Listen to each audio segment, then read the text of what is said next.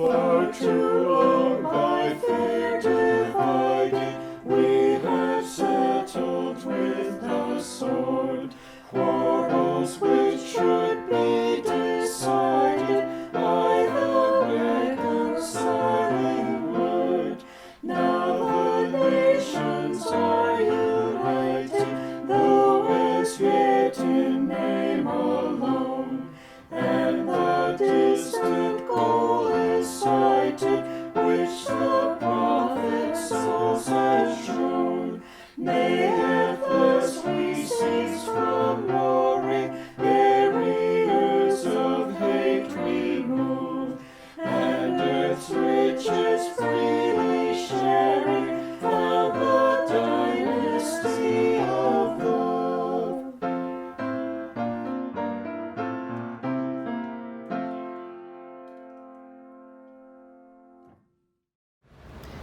Good morning, and welcome to this online worship service of Neshoba Unitarian Universalist Church in Cordova, Tennessee.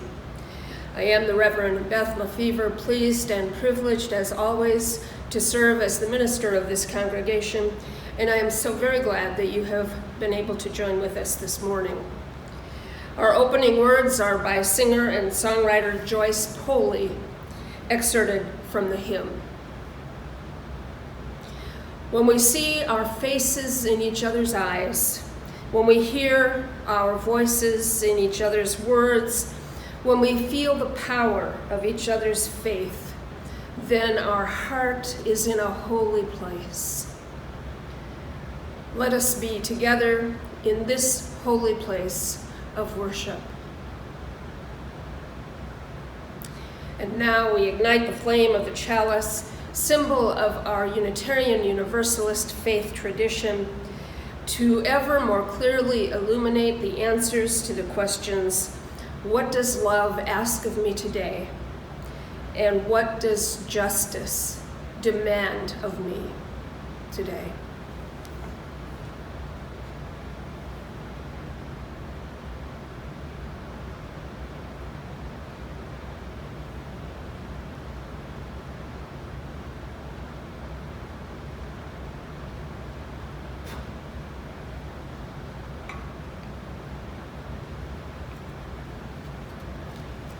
Please join with me from wherever you are to affirm the words of our covenant.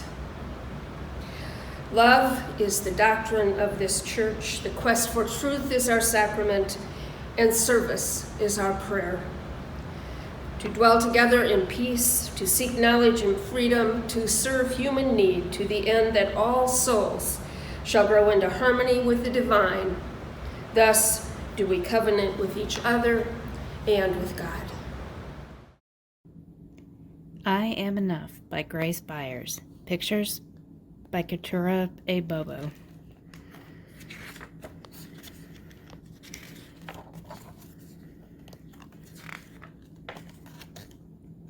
Like the sun, I'm here to shine.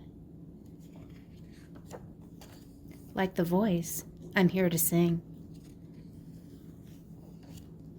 Like the bird, I'm here to fly and soar high over everything. Like the trees, I'm here to grow. Like the mountains, here to stand. Like time, I'm here to be, and be everything I can. Like the champ, I'm here to fight. Like the heart, I'm here to love. Like a ladder, here to climb, and like the air, to rise above. Like the wind, I'm here to push. Like a rope, I'm here to pull. Like the rain, I'm here to pour and drip and fall until I'm full. Like the moon, I'm here to dream. Like the student, here to learn. Like the water, here to swell. Like the fire, here to burn. Like the winner, I'm here to win, and if I don't, get up again. I know that I may sometimes cry, but even then, I'm here to try. I'm not meant to be like you. You're not meant to be like me. Sometimes we will get along, and sometimes we will disagree. I know that we don't look the same, our skin, our eyes, our hair, our frame. But that does not dictate our worth. We both have places here on earth, and in the end, we are right here to live a life of love, not fear. To help each other when it's tough, to say together, I am enough.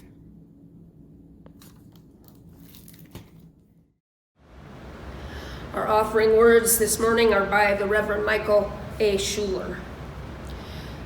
If you are proud of this church, become its advocate.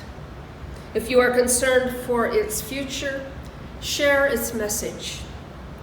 If its values resonate deep within you, give it a measure of your devotion. This church cannot survive without your faith, your confidence, your enthusiasm.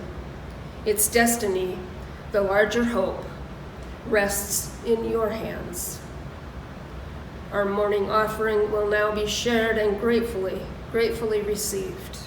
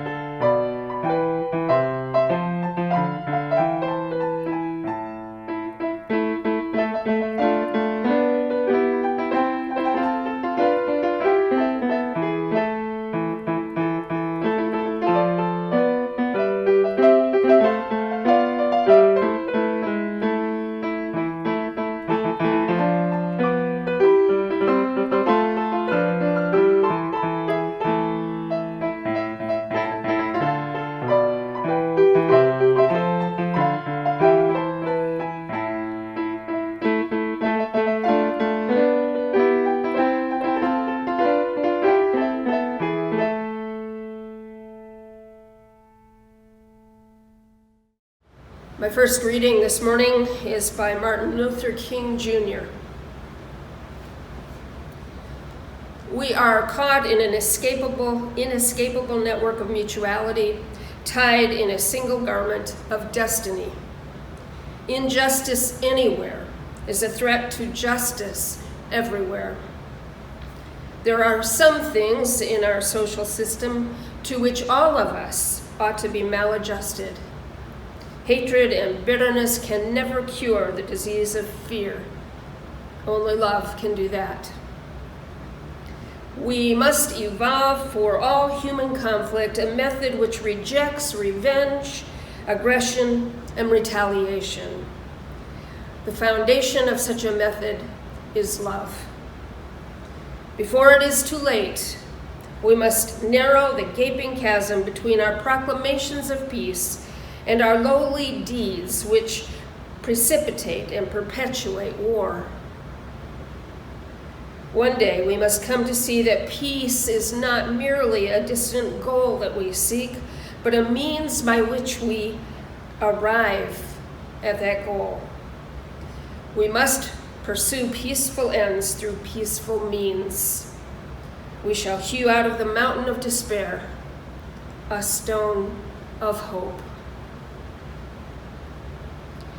And my second reading by the poet James Russel Lowell, excerpted from the hymn. Is true freedom but to break fetters for our own dear sake, and with leathern hearts forget we owe humankind a debt? No. True freedom is to share all the chains that others wear, and with heart and hand to be earnest, to make others free. And finally, my third reading by singer, songwriter, and activist Holly Near, excerpted from the hymn.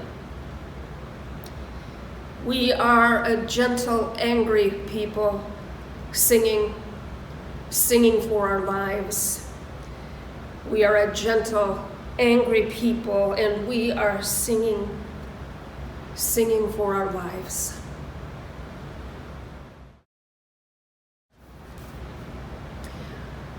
am, as the song says, a gentle, angry person. Or at least angry. Am I singing for my life? Well, I'm writing this sermon, so maybe so, in my own way. We all should be angry, I think, and if not singing, maybe screeching our anger everywhere about us. And then joining forces with other angry people to right the wrongs that are occurring in our country, to stand strong and united against further attempts to decimate justice, equity, and fair play. You know, many of those things we all learned in kindergarten. And lest you think this is a partisan tongue lashing, it is not. I am yelling at everyone who thinks justice is reserved for the wealthy and the powerful, and who believe that morality is a quaint and whimsical notion for the innocent and naive. I am yelling at everyone who flunked out or otherwise disregarded their grade school lessons on sharing, caring, and welcoming others into all the activities of the day. Be they Democrats, Republicans, Independents, I am including all those who proudly and self-righteously cheat.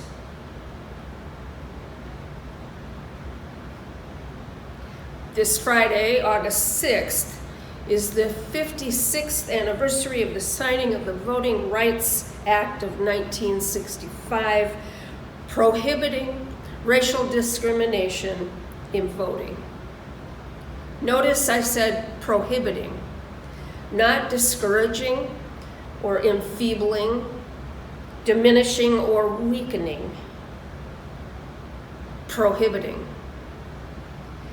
The Voting Rights Act of 1965, signed into law by President Lyndon B. Johnson during the height of the Civil Rights Movement, and then amended by Congress 5 times to expand its protections, was designed to enforce the 14th and 15th Amendments to the United States Constitution. The 14th Amendment, if you recall your history, affirmed citizenship and all its attendant rights to everyone born in the United States, including former slaves. The 15th Amendment affirmed that the right to vote would not be denied to anyone on the basis of race. The Voting Rights Act of 1965, designed to enforce these amendments, is considered, according to the U.S. Department of Justice, to be one of the most far-reaching pieces of civil rights legislation in U.S. history, providing nationwide voting rights protections, including the prohibition of every state and local government from imposing any voting law that results in discrimination against racial or language minorities. And yet, between January 1st and July 14th of this year, at least 18 states enacted 30 laws that restrict access to the vote, according to the Brennan Center for Justice, which wrote this: "These laws make mail voting and early voting more difficult, impose harsher voter ID requirements, and make faulty voter purges more likely, among other things." Further, according to the Brennan Center, more than 400 bills with provisions that restrict voting access have been introduced in 49 states in the 2021 legislative sessions. Now, those who embrace the letter of the law rather than the heart and soul of the law will say that they are not discriminating on the basis of race. But if they have the ability to think at all beyond their own self-interest, they might imagine that such restrictions will undoubtedly affect black and brown people, people of color who more often yet work the kinds of hours and the kinds of jobs that make getting to the polls more difficult. Often, coincidentally, people who might tend to vote contrary to what those supporting these voting restrictions might wish. To them I say, really? Do you not remember kindergarten at all? Have you such an impoverished imagination that you cannot empathize with those who simply long for fair play, for a playing field open to all? And then I say, how dare you? Followed shortly by, how dare we? How dare we let them? And remember, I am not distinguishing who is who. How dare we let them steal and decimate our principles, our values, our ideals? They do not own this country. It is owned by all of us. Don't you remember, again in elementary school, standing beside our desks every morning, hand over heart, and speaking those cherished words ending with one nation under God, indivisible, with liberty and justice for all? I don't know about your school, or if you were homeschooled, if this was a part of your day. But in my school in northern Indiana, this ritual was required of all of us. We were given no choice in participating because it was deemed that important. Liberty and justice for all. So why now are we letting politicians and others destroy those cherished values by what I perceive to be their own greed? What else could it be? Greed and fear and the resulting hatred, prejudice, and selfishness. I know it is all so dispiriting. It is all so exhausting. We are bombarded daily, hourly, with more appalling news of all sorts regarding the kinds of things we, as Unitarian Universalists, are principled against.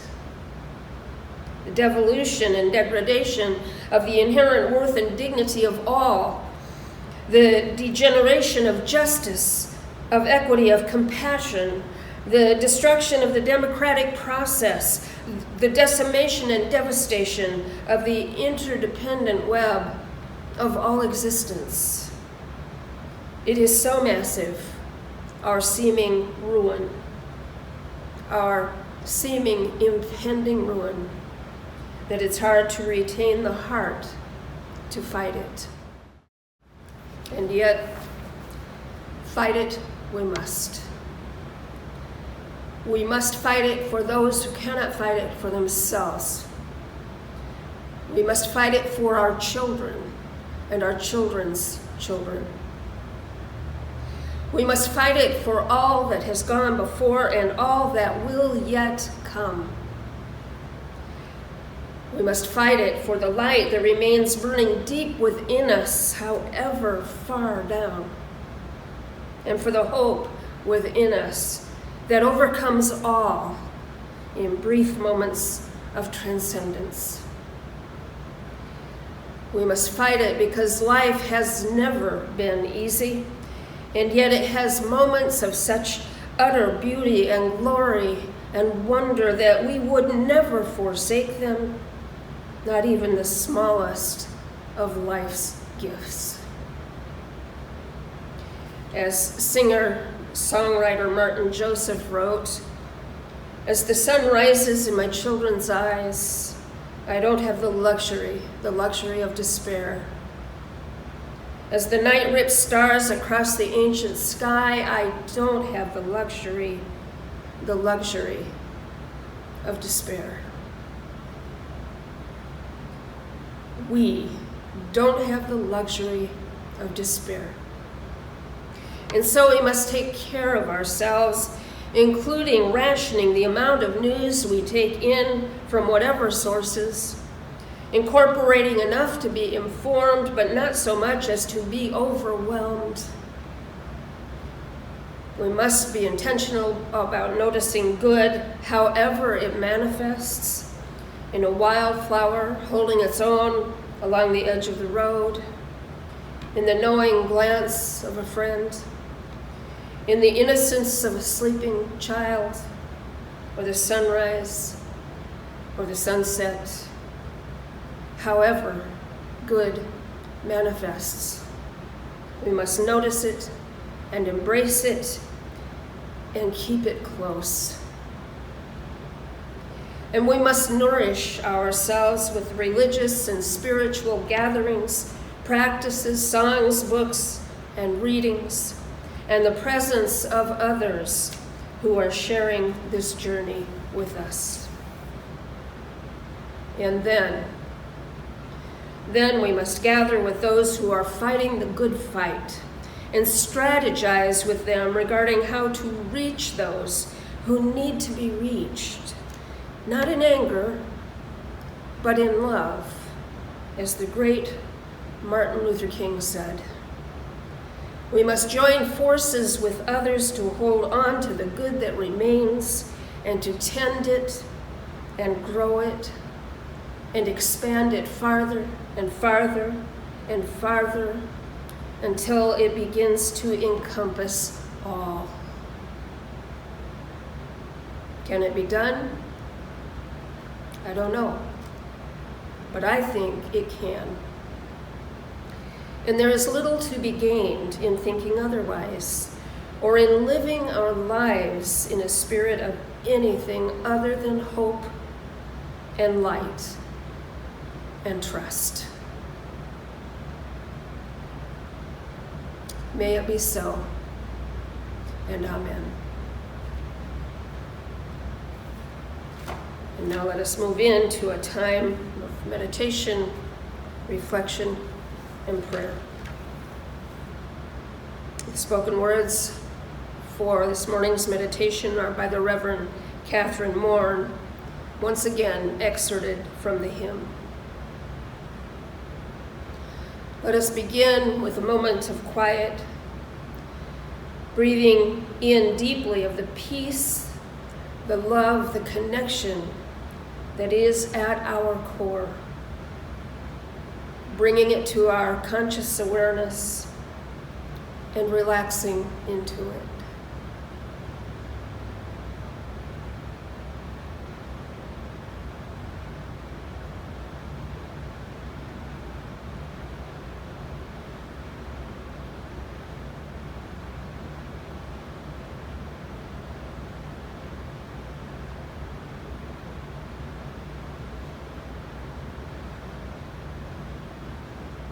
And let us then bring that love to a place of expanding commitment to right and good and all-encompassing love. When the fire of commitment sets our mind and soul ablaze, when our hunger and our passion meet to call us on our way, when we live with deep assurance of the flame that burns within, then our promise finds fulfillment and our future can begin.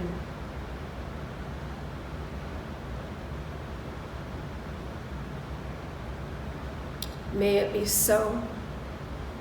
Amen. And until next week, blessed, blessed be.